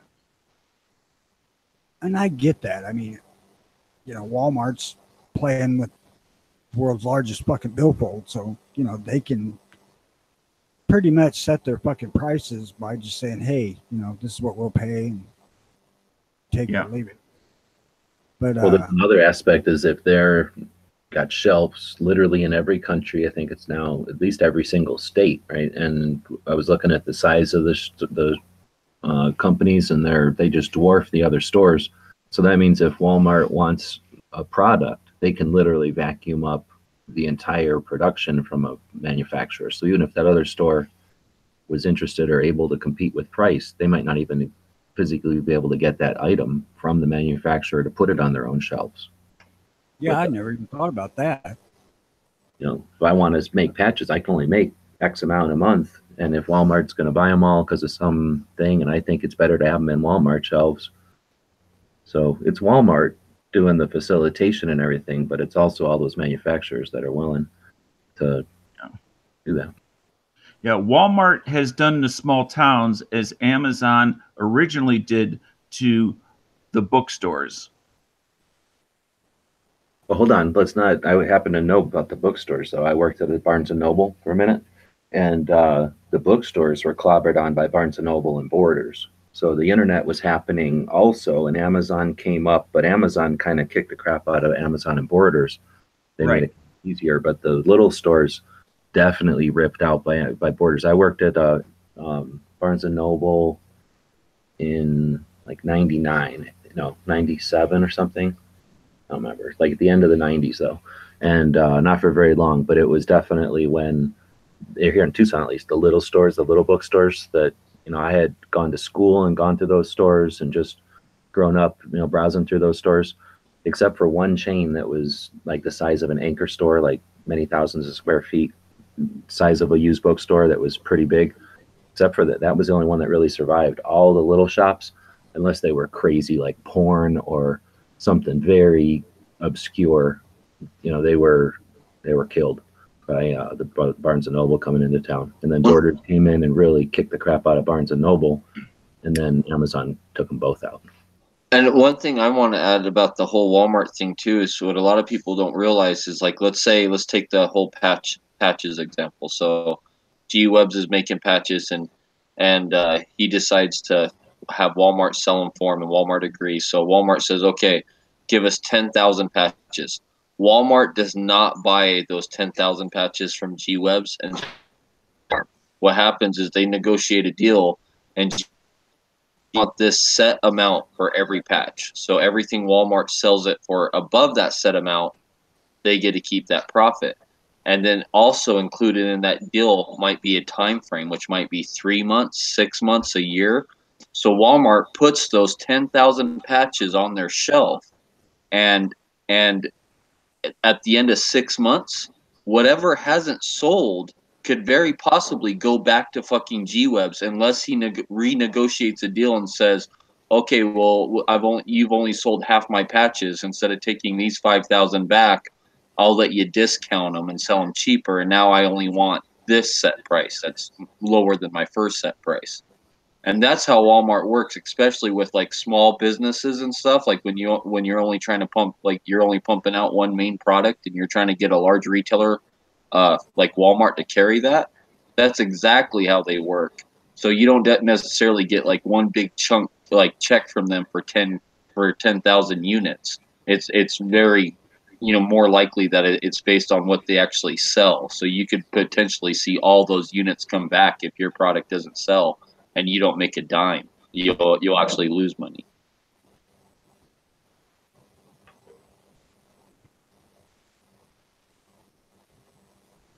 Does that make sense? Or I hate corporate America these days. But yeah, just to let people know how that can really work, especially with small businesses. That's exactly how it works. So if your product, even though Walmart's carrying it, if they can't sell it and they can't push it, a lot of businesses have lost their ass that way by trusting a large company, putting their faith in a large company like Walmart to sell their product.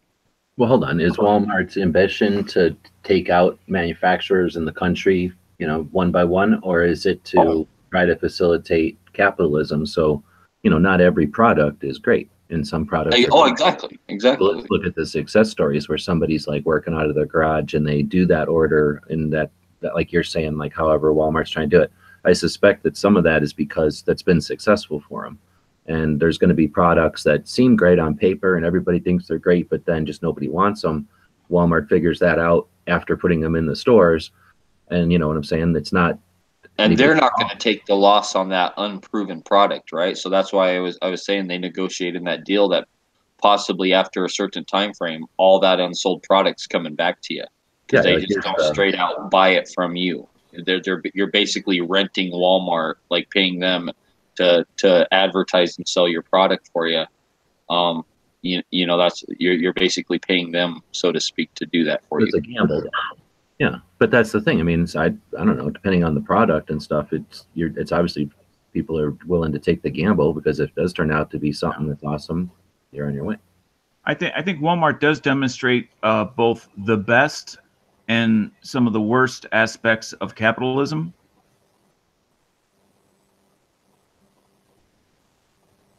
Well, that particular business model is not uncommon. I mean, I see it in the trailer industry even, where somebody will make the deal with the factory to set their product on their lot and make them look like they've got, millions of dollars in inventory. And it really hurts the small guys like our dealership where we did not have factory setting shit on our place. We bought it all.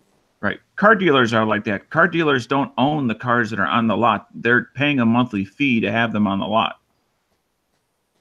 I'll tell you what, the local Ford dealer here, he owns his.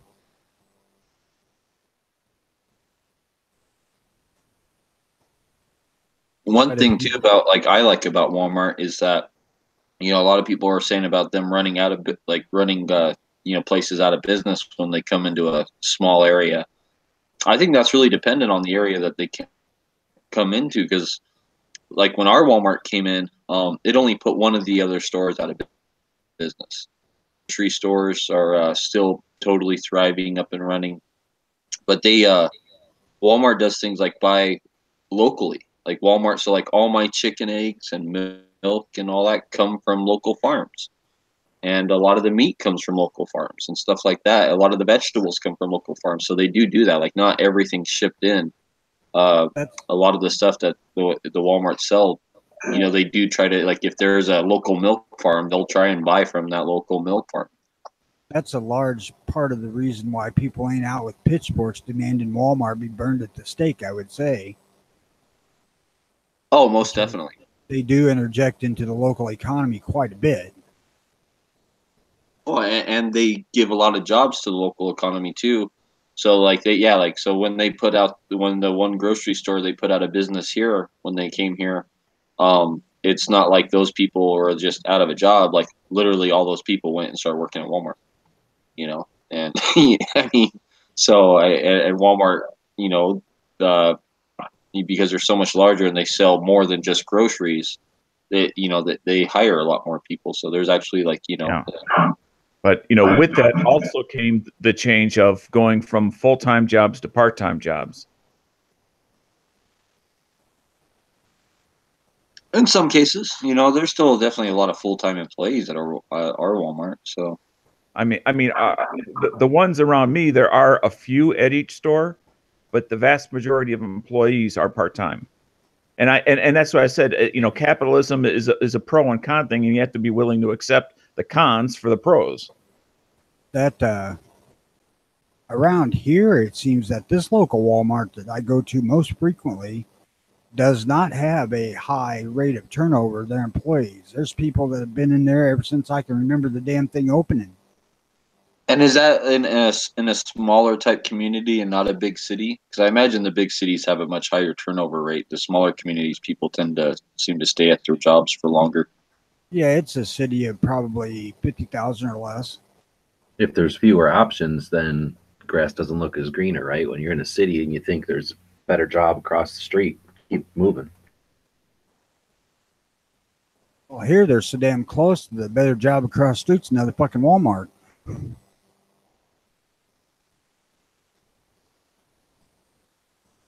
I've got half a dozen fucking Walmarts within 30 minutes of me.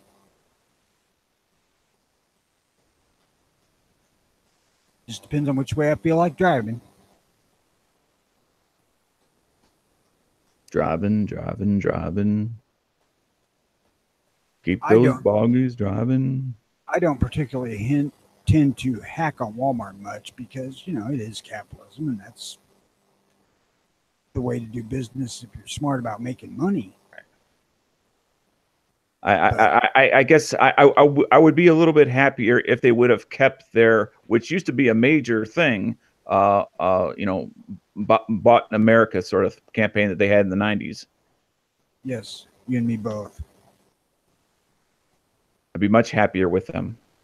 I was a big champion of the Walmart when that was their thing. Everything in the store is made in the USA. Yep. But people got tired, I think, of like not being able to buy a $10 toaster, or you know what I mean? Like, because there's some people that were like, that's what I can afford. That's what I want. And I think Walmart saw it. So I think you can still go into Walmart and find made in USA stuff. You just actually got to look on the box, right? Like you got to make that decision. Am I willing to pay the $5 more for the made in USA product? Any price competition for that $10 toaster. It's not like even going USA, you know, that people say, well, I'm going to go to Target instead, and where I can get a cheaper toaster. I didn't see that.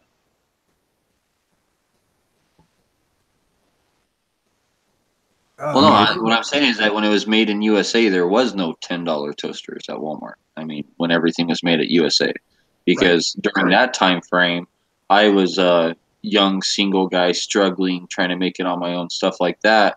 So when I was going to Walmart and buying like a $30 microwave for my first apartment and a $10 toaster and a $8 coffee pot, you know, and stuff like that, I was buying literally the cheapest shit I could possibly buy.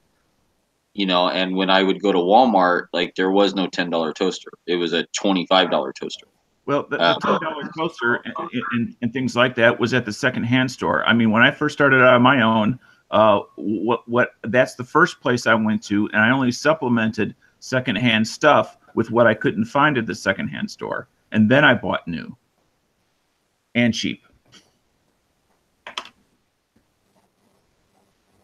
I still do most of my shopping at Walmart unless it's something interesting like a gun. And I buy most of my ammo at Walmart, honestly, man. Like most of my ammo comes from Walmart. It does. I hate to say it, but like when you're buying like 10 boxes of ammo or something and you end up saving like $30, $30 can be a tank full of gas or something. That can be you know, quite valuable. And I just I like to save that money. It's another box of ammo. Exactly. So I buy a lot of ammo. I hate to say it, you know, like over the other local gun shops. I do try and support the other gun shops and buy other stuff from them. But like for some things like ammo and stuff like that, or if it's just straight up groceries versus going to one of the specific grocery stores. When I go to Walmart, I could very easily save, you know, feeding 3 teenage boys. I can very easily save like $100 just one trip to the grocery store going to Walmart, like versus the actual grocery store. Me and the old lady are having a little bit of problems here with the buying in bulk at Walmart because used to when we went in there to buy groceries, we were feeding 5 people. And now it's just her and I, and that 10-pound slug of hamburger is overkill. And you know, my wife does this thing every time we go to Walmart now. She keeps all the Walmart receipts and makes me keep my Walmart receipts. And she has this app, and she scans the receipt with her Walmart app. And then, like for like the next week, if it finds a better deal on something you bought, it gives you that price difference back. Or if like Walmart lowers the price a couple days later on that item you bought, stuff like that. So all the time she's like, "Oh yeah, like you know that $100 trip to the grocery store the other day, like I just got $8 back. Like we just saved 8 more bucks like a couple days later from that trip by using that app, scanning those receipts." So we've been doing that now. Yeah, Walmart. So you just scan all your receipts on the app, like you take a picture of it with your phone, the little barcode, and then it automatically knows everything you bought on that receipt. And for like the next week, it's like a certain time frame, like 7 days or 10 days or something. If they lower the price or another competing store sells the same thing cheaper, boom, you get the price difference back automatically. It goes like into an account. And then the next time you go to Walmart, you have that credit, and you just literally like scan your phone on the computer or hand your phone to the cashier, and they take that credit. It's like a gift card or something, but built into your phone. And literally, since she started using that app for maybe 3 months now, we probably saved $25 in 3 months by using that app. That's pretty fucking cool, actually. Yeah, like I can't complain, man. And honestly, I buy a lot of gun parts from Walmart, believe it or not. Walmart online. Every time I want Troy sights, Walmart online, cheapest place to buy them. Free shipping to the store. Don't got to pay any shipping. I just got to pick it up on my next trip to the store. I've bought in Magpul stocks and like all sorts of stuff like that on Walmart. They discount a lot of their gun stuff sometimes too. But I've bought a shitload of gun parts. Like you can buy a complete Troy AR upper online at Walmart and have it shipped to the store. So like it's kind of amazing, like the actual gun stuff you can buy online on Walmart, believe it or not. And just this year, I bought, well, in the past year, I should say, from Walmart online, I bought an air conditioner and a self-propelled push mower, lawnmower, and had them delivered here for nothing, cheaper than I found them anywhere freaking else. And the motherfuckers were here in 2 days. The mower might have been 3 because I think I ordered it on Friday. But the air conditioner I ordered on Thursday, and it was sitting on my porch Saturday morning. Like, and another thing I like about Walmart is I went in there to buy a bathroom bar that like clamps to the side of your tub, like this big handle that helps you get in and out of the bathtub. And I went there to go buy that. And in the store, it was like $30 or something. And I get on the app right in the store, buy it online, and have it like shipped to the store. And it was only like $22 online, like saved $8 instantly. And literally stood right there and watched some guy walk over 5 minutes later, grab the box right off the shelf, and walk it back to the back counter. They're like, "It's ready." Last time I bought I bought the sewing machine thing to try to do patches with, and it was like $2 something at the store. And I went on the internet, and it was like $170. And I just bought it, like you say, standing in the aisle. I bought it off the Walmart website there for $170, and then I just brought it up front. And I'm like, "Hey, I just bought this on the internet, and here it is." And they're like, "Oh, okay," because normally they say like your app will tell you, "Okay, wait 10 minutes or 15 minutes, and it'll be at the store waiting for you." Yep. And she's like, "Oh, okay, you already brought it up, then we don't have to wait to go get it. Let me do this." She zaps, and I just walked out the front door, saved what, $40-something on a $200 thing. So yeah, pretty decent. Hell, I bought my tree stand from them too. Had it delivered, but it wasn't 2 days. It took about a week for that to get here because it was like 90 pounds.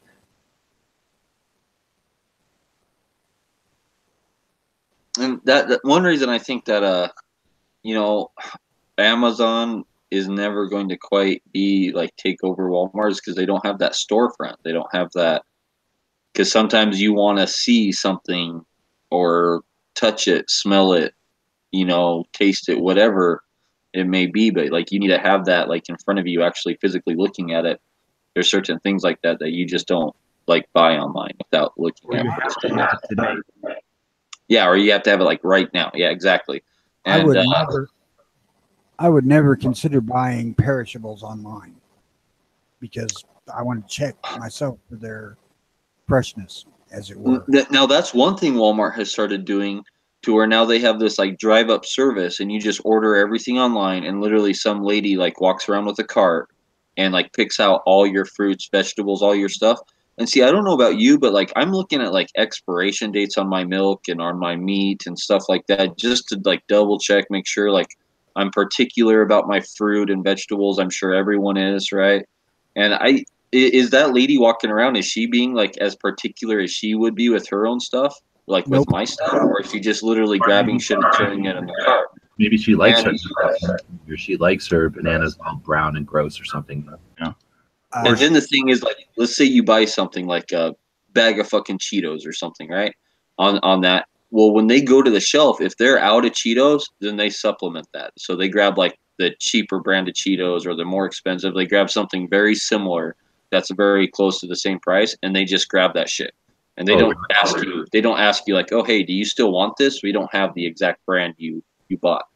Like they just grab it and supplement it, and then if you have a problem, you gotta like take it back and return it. And I got a solution, and it'll be robots. So you know how Walmarts are? They got that big open space above the aisles and shit for no reason. Like they're really tall for no reason. They could have like elaborate robot arms that come down and like have eyeballs on them. And then when you're ordering stuff, you can the robot arm kind of just drive all around the store from above, and like have a basket, and you can just like grab the one you want off the shelf, put it in your basket, move over to another aisle, grab the one you want off the shelf. Maybe somebody's shopping in the store and they got something that looks better than the one you wanted. So you grab it out of their basket and put it in your basket. And what are they going to do? It's a robot arm and it's up in the air. And then you take it over to the self-checkout, right? Boop, boop, boop. And then that little robot arm can poke it out the door. And then you just drive up and it drops it in your window. I've had enough robotics. Thank you very much. Yeah, you could just lay down in an aisle and let somebody robot surgery you. Robot surgery ain't all it's cracked up to be from my perspective. Very good though. And thankfully, How long will it be before we're literally robot buying stuff at stores? I don't. well, think Amazon they're already coming has a out with robotic Amazon. service. I saw a thing on Amazon. There's already a robot that drives around in the Amazon warehouse and pulls up to a pallet and picks a pallet up, sets it down on the ground, drives it over to this bench, and then the guy grabs the part off that pallet that he needed, right, to ship. And then the robot goes and puts the pallet back up on the shelf and go grabs another pallet full of shit. And so I saw a thing like Amazon already has a thing that basically does most of that picking for you, like when you buy something. Like they have robots in their warehouses. But they just drive around on the ground like a little automated forklift, you know, they're not like arms or anything. Do you guys know that James Bond actually used the 29 Smith & Wesson in some of the film? Wait, what? Where'd that come from? I don't ever remember Bond holding a Smith & Wesson. Did he take it off of a bad guy or something? I don't remember where the hell he got it, but it's on Live and Let Die. Where'd that come from? That was one thing I wanted to bring up during the show today, and I just thought of it right now. Good. I thought I'd throw it out there. It turned into a general let's BS about whatever, but at least it gave people watching some entertainment here. I think, are we going to end it here at the top of the hour? Looks like somebody's having to take off. We do have 11 people watching, 10 thumbs up. Do appreciate it. Mainly wanted to have the room open for Jimmy so he knows it's here. You know, everybody that's listening to this show, it's none of your business what's going on. We're not going to gossip, but keep Jimmy in your thoughts. He's going through things, and he'll be back. We'll have the show waiting for him. I appreciate everybody for showing up and being part of it. It's all about keeping the conversation on guns going. Once we get everybody back together, we'll effort towards using the efforts of the Early Watch Nation to update the Every Second Matters. I've got a couple ideas on how to make that mechanism work smoothly and efficiently for everybody. And I have yet to talk to Jimmy and Nate Strike and the others who are involved in setting it all up, and we'll see if we can't make some tech do some of the legwork for us. And we'll have our own little version of a 2A robotic arm that'll take all those efforts of people doing the early watch stuff and get it out there to people who might be interested in just driving up and conveniently seeing what's going on with the Second Amendment.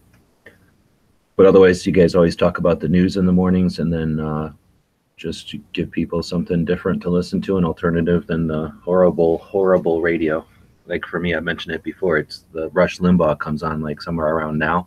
So the shows that are on before him are just these horrible local versions of trying to be Rush Limbaugh, and I just hate it. It's like nails on a chalkboard. So I really appreciate you guys putting an alternative out here that's decent. We certainly appreciate you helping us out here. I can tell you that. Ain't no thing. I've already got my routine down. I think I got my clocks set up to wake me up, and I'll be sitting here running it until you guys are ready to run it yourselves again. And yeah, not even a thing. Appreciate it. But back to the James Bond thing.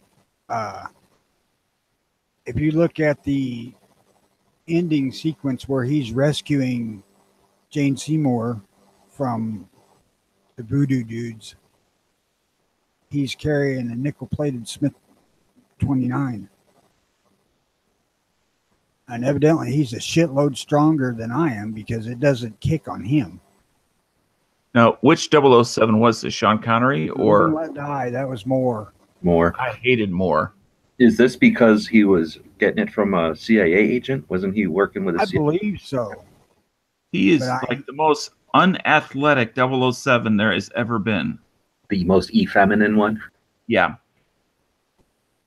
I like Moore for just the humor. Moore could pull that off better than anybody else did. But really, the Roger Moore movies I liked, Live and Let Die and The Spy Who Loved Me. The rest of them are just eh. My favorite is Pierce Brosnan, just because I happen to like Pierce Brosnan. But the best Bond is Connery. Who was before, right before, like after Moore and before Timothy Dalton. Timothy Dalton, yeah. I didn't mind him at all. Everyone gives that guy a hard time saying he's like the worst Bond and stuff, and I don't know. I don't think so. They tried to do something specifically with him and make Bond much harder edged, and most people didn't like it. Or lots of people didn't like it. I won't say most. I didn't. But I wish that they would have gotten Brosnan before Dalton, because he was on the list before Dalton, but he was busy. Had Roger Moore have opted not to do the last one, Brosnan would have stepped in right there. And then he would have done like 8 of them. But I've always liked Pierce Brosnan as an actor. But, you know, there again, as far as James Bond goes, Connery's it. Yep. I mean, for me, he kind of set the standard, which is why I was so disappointed with Moore. Well, you have to think of it from their perspective, too. I mean, if you as an actor, would you want to come in after somebody else and then try to recreate what they're doing, or try to make it yourself, you know, your own? So Dirty Harry came out in 1971, and Live and Let Die came out in 73. Right, he had the big same shoulder holster for the Model 29. Yep. He had that huge leather shoulder holster and everything. So do you think that was like specifically because like Dirty Harry like had it and it became popular, so they were like, oh, we got to give Bond a Model 29? I don't know. I had thought about that when I was watching, because I just watched that day before yesterday. Because it did strike me that was the same damned holster shoulder rig. But it is the same shoulder rig. It looks identical. Yeah, the thing that I like about it is when Roger Moore shoots the gun, it does not jump. At least Dirty Harry made it jump some. Yeah, he kind of like flicked it up. If I put it in my hand to shoot it, it jumps a lot.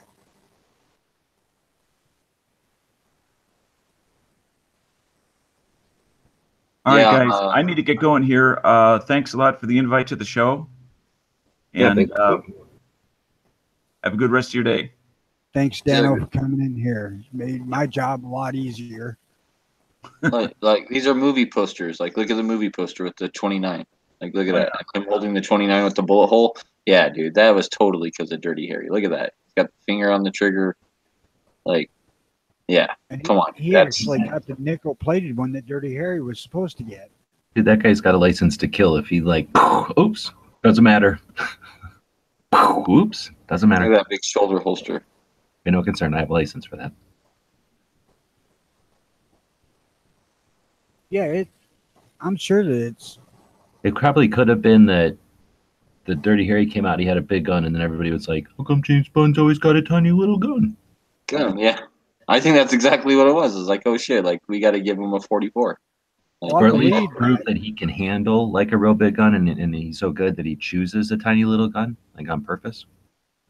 right? I believe that he picked that up somewhere in the course of the movie. Well, he they has took the it off shoulder bad holster guy. for it though, too. Yeah, Like, I that's don't true, know. too. Like, I know. I can't. I usually they don't show the guys like taking the dude's holster, like when they take someone's gun. Like, I don't know. Like, I thought that was his. I'm mixing it up with the Dr. No, I think, but doesn't he like meet up with the CIA guy and they kind of, he gives him his like kit, like he gears him up. Yeah, I think they geared him up and he had met. It right says that he before- used that gun to rescue Solitaire. That's yeah. what it says. It doesn't say that he took it off of a bad guy or anything, but it says he uses it to rescue Solitaire. I don't know that I don't remember how he got it at all. So it may well be that he got it from Felix when they were whatever the fuck they were doing to get him sent down there to get her out and kill bad guys and all that shit.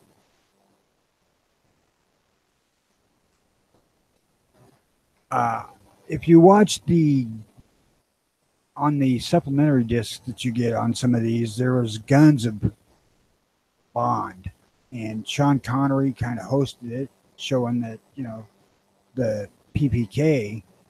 Then they had the armorer guy come on, and this guy shows a couple of guns, and then he's got a fucking Ruger Blackhawk 44 Magnum. He said, "This is my favorite."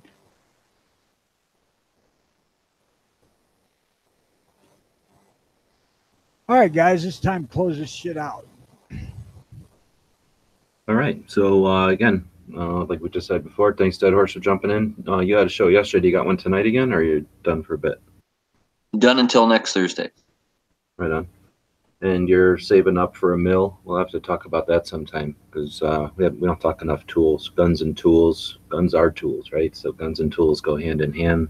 It's all about machinery, and if we're going to maintain and modify and play with our guns, play with the looks of our guns, I should say, then tool skills are always fun. So I'm guessing we can bend your ear on the mill you're saving up for sometime. Oh yeah, most definitely.